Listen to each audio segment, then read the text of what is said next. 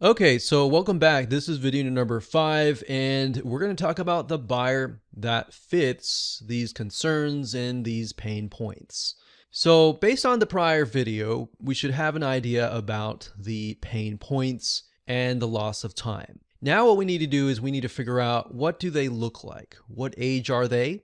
And what demographics are they? Now, with a security product, you could be all over the place, but what you're not trying to do is figure out what your buyer is, but who is your hungriest buyer. So when you really think about who is losing the most sleep at night, that is most likely your hungriest buyer.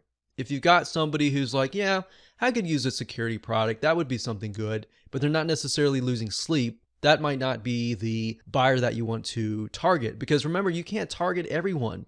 You could have 10 different funnels going to different email autoresponder series and different video sales letters, but that's not your goal. You're trying to find the hungriest buyer, essentially. So we're going to do a few things that will help us figure that out. So let's take a look at what we wrote earlier. So now what I want you to do is ask yourself, what do these buyers look like? We're going to dig deeper into this, and you're going to see, like the next video after that, we're going to try to figure out what the typical day looks like. So we're going to dig that deep. And the reason why is because that's going to help you convert more sales when you can relate to somebody and they feel like they're reading your sales letter or listening to your sales video, and they feel like, wow, this person really understands me. They understand my needs. They understand why I'm up at night. Oh, I trust this person, I'm going to buy from them, versus they go to somebody else who's just trying to sell them and they don't really understand them. It's kind of like you walk into a store and somebody asks, hey, like, what do you need this for? Or let me give you a better example, a car dealership. Most people are very fearful about going to car dealerships. But when they get there and the car dealership does not act like the typical car dealership, and they're like, hey, what are you looking for? Okay, all right. And they leave you alone, but they're genuinely interested because they want you to find the right car, versus the other person is like, hey, I think this is great for you. You look kind of like the guy who wants the Ferrari or whatever, and you might not be the guy who wants the Ferrari or the lady who wants something else. So that's why we're thinking listen versus speak. So most of the car dealerships that are assuming, they are seeing as speaking before listening. But a lot of car dealerships are actually trying to change into listening first before speaking. So what I want you to try to write out is the detail of how you envision them in your mind. If you're a visual person, you can even draw them if you would like. So that will help you figure out who they look like. Now, of course, you may not know exactly how they look like, but this exercise is to merely help you better process what your potential buyer looks like. So you may not know exactly what race they are or what sex they are, if they're male or female or whatever, but kind of get an idea of their needs, essentially. So it's much better if you can even find somebody you know in your real life, because that will help paint a better picture. If you can do that, that will help you stick in your minds like, oh, okay, I need to talk to this person because they're interested in this product and service and they have specific needs. And that's why if you can do that, great. If you can't, then what you want to do is you want to try to find somebody who fits that and try to get on the phone with them and just talk with them. And you don't even have to speak. You just let them talk. So it's a counseling session. You have the right questions to ask them. All you have to do is talk to them. And most likely, if somebody is very passionate about a specific subject matter, they're going to talk and talk and talk for literally several hours. And guess what? They're going to walk away and they're going to feel like, wow, I was able to process through what is in my mind. But not only that, I'm getting paid for it. So if you sit down with somebody and you pay them whatever amount of money that you think is valuable, $10, $20, $30, $50, or 100, whatever you think is valuable for them, and get a genuine response from them, then that's going to help you down the road. Now, let's do a further analysis by doing some basic demographic research with a free Facebook ad tool. So obviously, in order to use this tool, you will need to have a Facebook account. But this is an amazing tool that will reveal some information that is the data that you need in the marketplace, such as who they are, what sex they are, where they're located, what they're earning, and all of that. Okay, so we're going to be using a tool called Facebook Audience Insights. Now, the URL I've noticed is a little different. Sometimes it's business.facebook.com and then sometimes it's facebook.com. So I can say the best way to get there is simply by logging into your Facebook account, looking for the Facebook Ads Manager, go there, and up at the top, if you click that button that says Ads Manager, you're going to see an option that says Business Settings, Ads Manager, Audience Insights, and Audiences. Now, if you're still not able to get there, you can also go to google.com and type in Facebook Audience Insights. And it really depends on where you're located, that URL can change. So you want to go to Audience Insights. This is basically a tool that Facebook gives you for free that you can use, and it allows you to see a micro data of people who are highly interested in specific topics, people who are highly interested in pages that you might be connected to, and all that. So the easiest way to use this tool is not using any of these first, but by entering the interest. So let's switch to something else, because I did a search earlier on home security and I wasn't getting a lot of traction. So let's do a search on home automation and see what we get.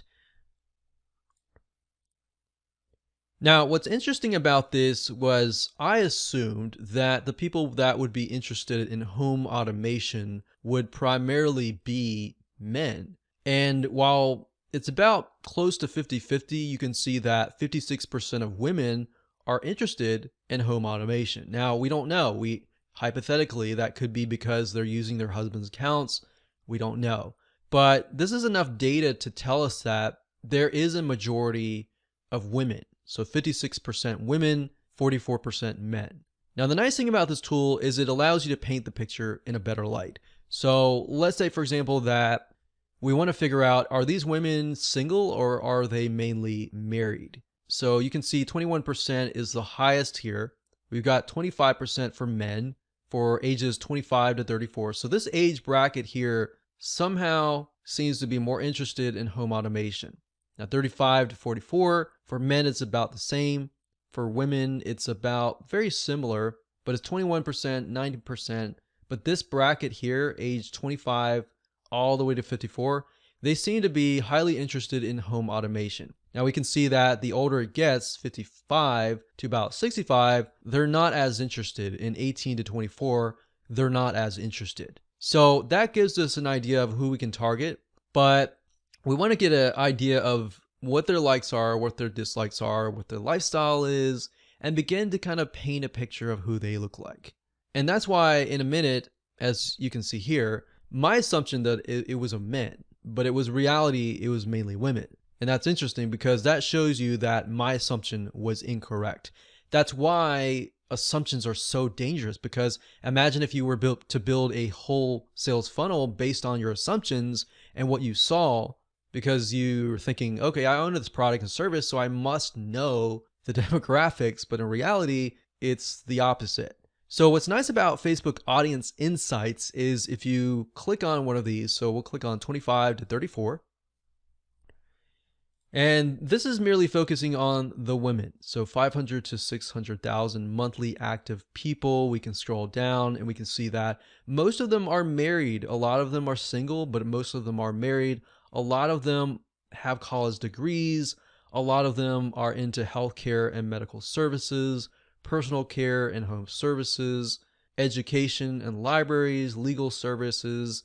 So not necessarily technical, but they are very highly into healthcare. So we don't know exactly why until we actually go to the pages that they like and look at that. So we can see business and finance, that's sort of techie. But let's scroll back up and look at the page likes. These right here are the top categories that they are interested in for this age range of 25 to 34.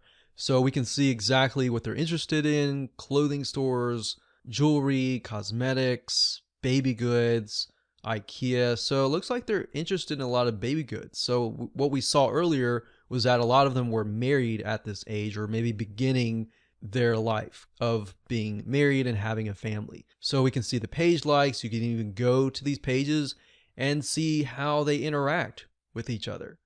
We can go to location to get an idea of where they're located. So we can see North Carolina, South Carolina, Florida, Alabama, Arizona, Arkansas. So a lot of these are actually the southeast, which is interesting. I don't know why they're interested in home automation, but they are. So that gives us an idea of geographically, maybe we can dig further, look into cultures. They look like Southern, so we don't really know why they're interested in home automation, but they are. If we click on activity, we can see how engaging they are. A lot of them comment, a lot of them likes. They don't do a lot of sharing, but they do click ads. A lot of them are using desktops or iPhones or Android. So they're using a lot of smartphones and they're using desktop computers.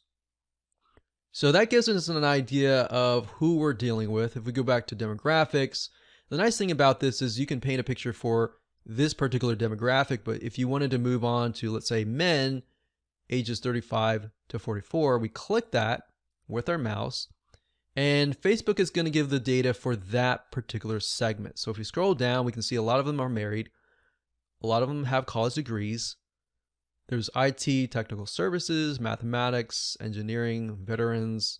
So that's interesting because a lot of these men are having jobs that are highly technical. And that makes sense. They are into home automation because they're highly technical. So looking at the women, however, on the other hand, a lot of them are healthcare.